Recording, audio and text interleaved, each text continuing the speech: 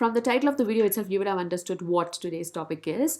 Honestly, I want to declare something up front. This was not a clickbait. I always wanted to talk about this since Drishyam 1 came out and the rumors were up and about. However, back then I didn't have a YouTube channel. Now that I have a channel and Drishyam 2 just released, I thought this was the right time to talk about this. That being stated, understood, declared upfront, let's get into the topic.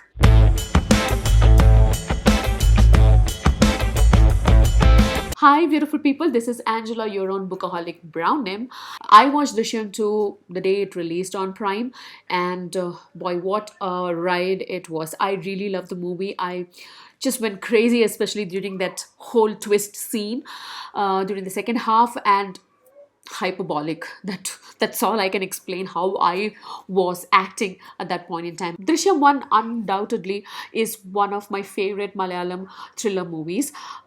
It is brilliantly written. Of course, plot is the hero, and it has Mohanlal in the lead role.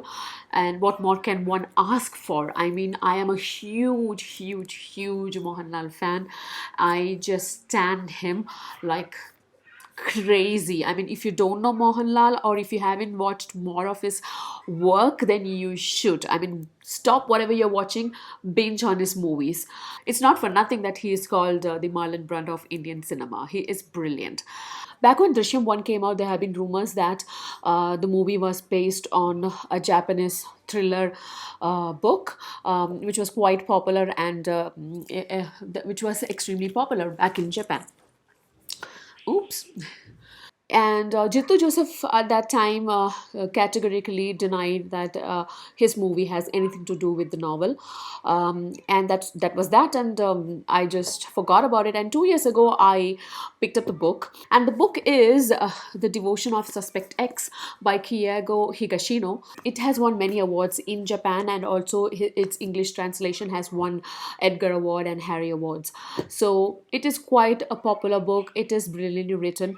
I picked this book up 2 years ago and I was reading through it, and when I reached three-quarter of the book, I had an eerie feeling and just thought, was this the book that people were talking about when Drishyam 1 came out? Then I went to the internet and searched, and voila, it was the book.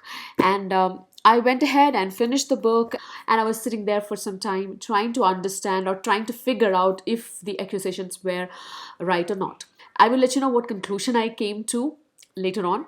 But before that, let's talk about the book. I'm not going to give you any spoiler at all in this entire video because everybody and their mother has watched the movie or at least read the book. This book starts off with showing the life of Yasuko, who is a single mother who is raising her daughter Misato all by her own, and her neighbor Ishigamo, who is a professor in university, I think professor of maths in the university, and they are going on with their daily lives. And one evening, Yasuko's ex-husband barges in and threatens both mother and daughter, and is asking for money. And while he is in the act of extortion, there is a tussle that develops, and he ended up being killed.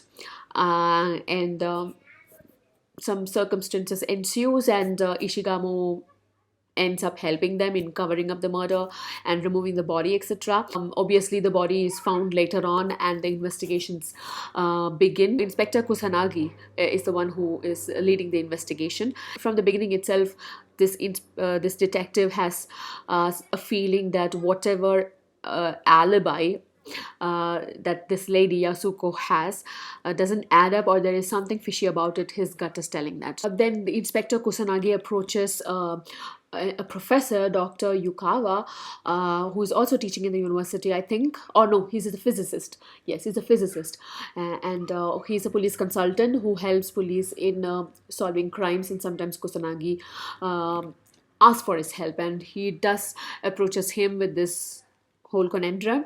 And then he realizes that he also went to college with Ishigamo, and realizes how intelligent and extremely, mathematically logical he is, and starts investigating. At the end, so I'm skipping a lot here, but at the end, what happens is this intellectual battle between Dr. Yukawa and Ishigamo, and but then the doctor realizes what the issue is, and basically Ishigamo is made.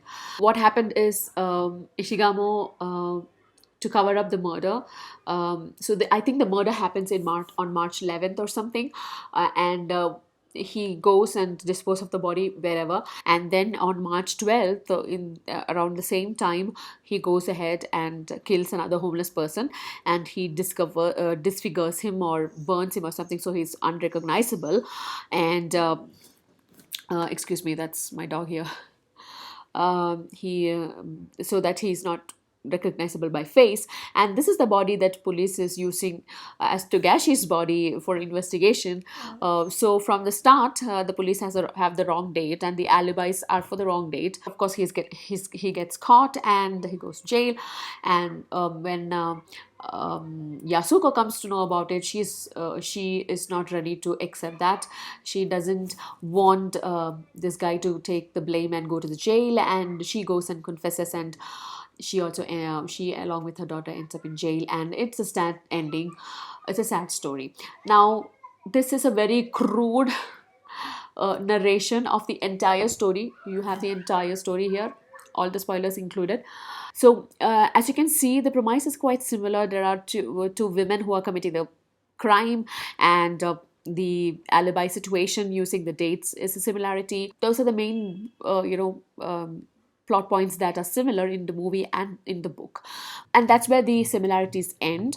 So you see that the the fact of the date, or the concept of the interchanging of the date or messing around with the date, is where the similarities end. And the fact that Ishigamo goes ahead and kills somebody to cover up the entire incident, and Ishigamo's backstory, why he is ready to go to that much extent to cover up this murder, is also completely a different premise. Now we can think of this whole conundrum in two ways. That is, Jito Joseph actually wrote the whole story by himself, and it has nothing to do with the book. And if you think that way, but Jito Joseph is brilliant, amazing for his, and kudos for his original plotline. And if we consider the second possibility, that Jito Joseph did get the inspiration from this novel, then also Jito Joseph is a genius, because he has taken the core concept and then built upon it his own world, his own story, his with its own beauty and depth, that it is so well woven and everything ties in together, and you never feel that it is a cheap copy of the book. It is, I think, a highly appreciative inspiration of the book, if we take that angle. If you want to make an example of how inspirations are done, not cheap copies that people tend to do, but actual inspiration that just take a core concept and then develop your story around it, so that you spin such a beautiful tapestry of characters and plot lines, that the fact that you have borrowed the key concept as such is so it becomes such a minute thing that it can be ignored. And that is the essence of inspiration, I feel, because you can see there are so many people who made inspirations out of Hitchcock movies, and they were brilliant directors and brilliant writers. You don't dismiss them by saying that they copied Hitchcock. You say that they're inspired from Hitchcock, and that is what exactly Jittu Joseph has done here, if he has taken the concept from this book. We don't know that. So I told you, when I read this book, I sat and thought of this accusation that people are making against this great writer director.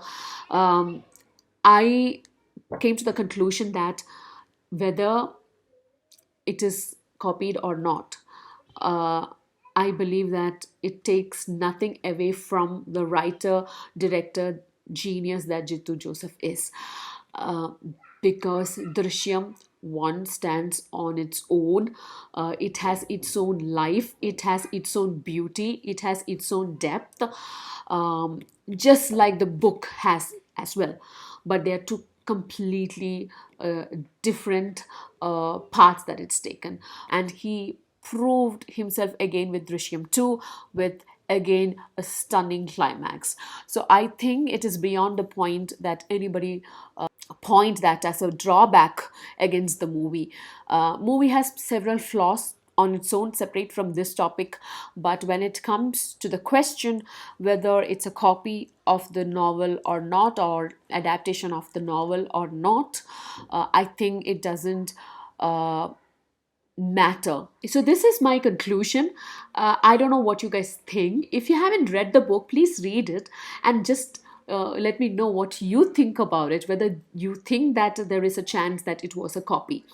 The book is very small actually. I have a mass market paperback here, and it is 370 pages.